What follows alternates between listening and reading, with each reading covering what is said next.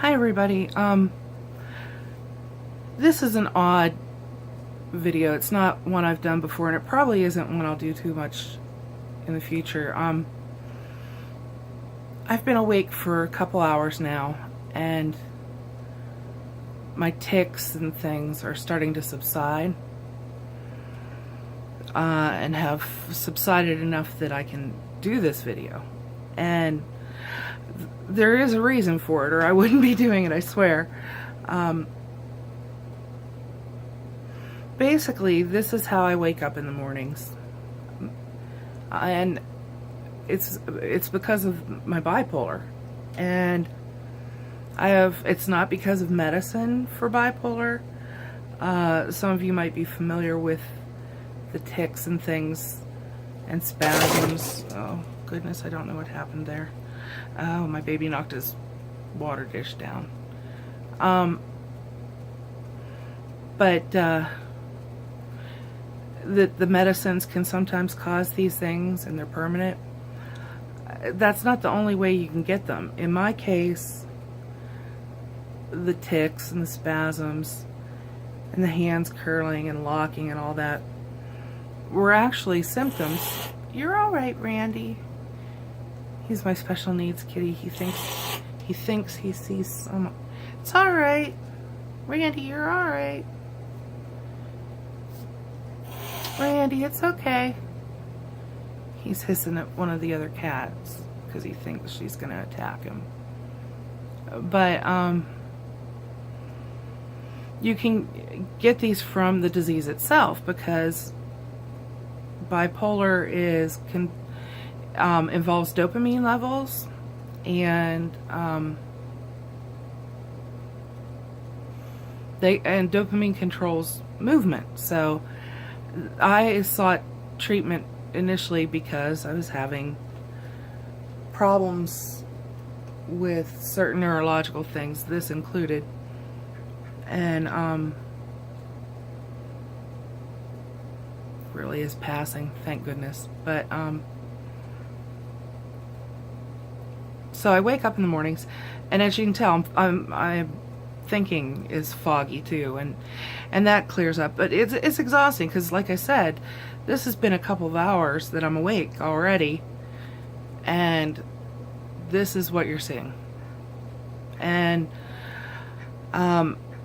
it was much worse before. So, and I can feel by the moment now that it really is subsiding. So, you know, probably won't be an issue throughout all of this video. And I'm trying to, the reason I'm doing it is so that you, my friends, can see how things start. Also, and probably even more importantly, for people out there who may be experiencing similar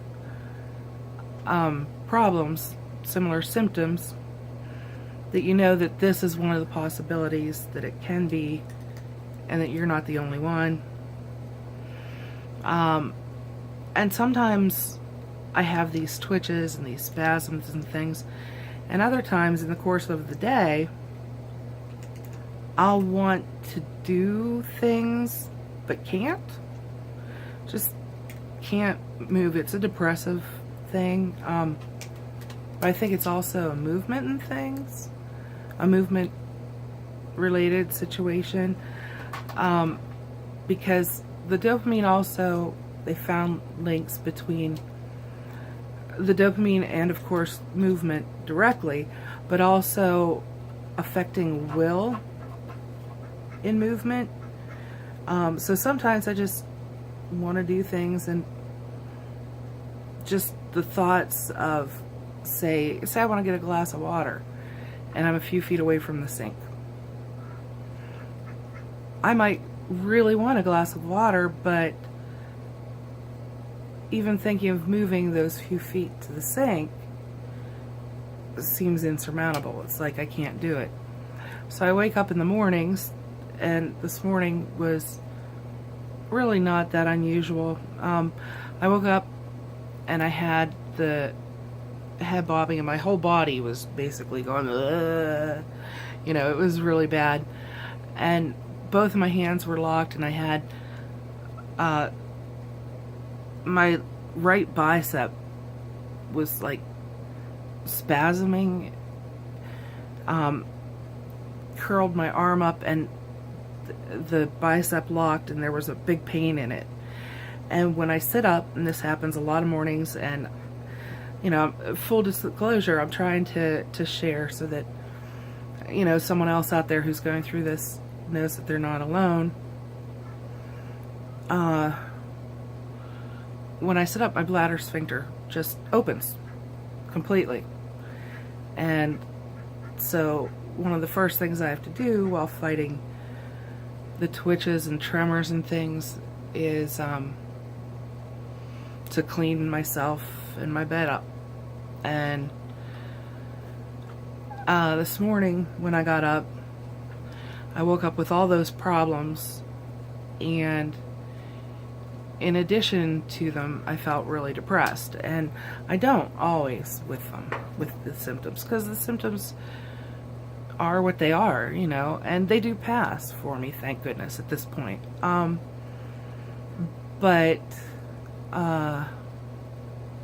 this morning, I was really depressed with them. And in fact, I'm fortunate in that when I received my diagnosis, I was having a lot of emotional trouble. And upon being diagnosed, I asked my mother next door, I said, if ever I'm in really bad shape and don't feel I should be alone, can I just come over to your house? And she, of course, said, yeah. And this morning, I was so depressed that I almost went over to her house just to be on her couch, because I wasn't sure I was safe alone. I didn't have any bad thoughts, but I was really depressed and was thinking, well, what if I do have really bad thoughts, So I wanted to prepare in case, and I was going to sit at her house, because I don't know if you're familiar with Stephen Fry. He's a well-known British actor, commentator, and just all-around decent guy. And he's bipolar, and he recently in the past few years, I think, tried to commit suicide. And he was in Africa doing an interview and with a warlord, and the warlord was I think saying about the death penalty for homosexuals.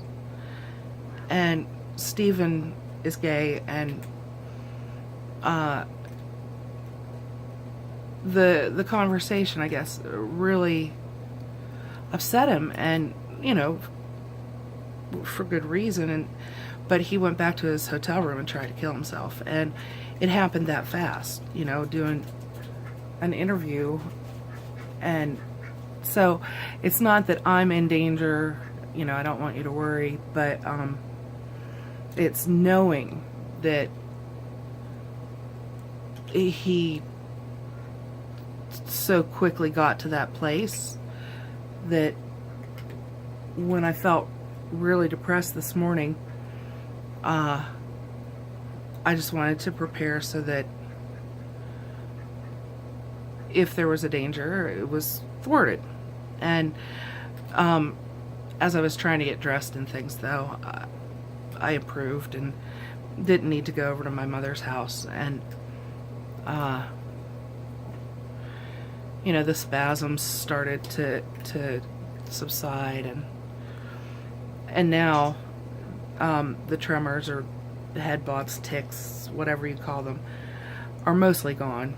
And like I said, moment to moment, I'm feeling better. But this is something that can arise as a result of bipolar. And once you have these things, they're permanent and they'll only get worse. I think there are medications to help, but with the tics and things, but they are permanent. So I know I'm going to have to deal with that, and like I said, most mornings it doesn't bother me. Now, boy, am I waking up now. I'm starting to feel so much better. I wanted to reference the movie Awakenings with Robin Williams, where he played a doctor. It's based on a true story. Played a doctor who gave these patients who had locked-in syndrome L-DOPA. It brought them out of their catatonic state, but the side effects of the drug were so severe, causing, you know, aggression and things in some patients, personality changes, a lot of really severe side effects that they had to discontinue and went back into their catatonic state. Now, you know, it was a heartbreaking movie, and it was heartbreaking thinking about these people and what they'd been through, because here they could hear and see everything around them. They just couldn't make their bodies move to interact with the world. And so as a result of what this doctor did, we learned a lot about shut-in syndrome and a lot about people who, you know, they're trapped inside a body they can't move. And I see the relationship between that, although I'm really fortunate that in my case it's these tics, and they're usually just when I first wake up, and maybe and to a degree throughout the day, but they're not as severe. But that whole inability to move, or, you know, sometimes you're just there and you can't make your body move and things, but you are aware of what's going on around you. And you know, I have that happen sometimes, very briefly, you know, or because of the depressive episode that long lasting that I'm going through right now, where I'll want to do something and can't, as I've said. But I know this is a long and rambling video. My apologies for it. It's really the best and the most coherent and non-rambling, non-repeating that I can be right now. And usually nobody sees me like this. Nobody. And in fact, some of my friends knew years ago that I was bipolar. I didn't. I started to suspect in recent years, but that, you know, that could possibly be the case. But some of my friends knew back when I not only didn't know, but when they suggested to me, I said, oh no, I don't think so, and no, I'm fine, and things like that. And the way they put it together was that anytime they saw me, always up, always happy, always. But then there'd be these periods of time where just go off the grid, and, you know, I don't talk to anybody, and nobody knows what I'm up to or anything like that. I'm plugging in my phone. The battery's dying, so bear with me. This is just gonna take a second, I think, or a year. But so they figured it out and knew that I had trouble, and like I said, it was because of the not being around. And there.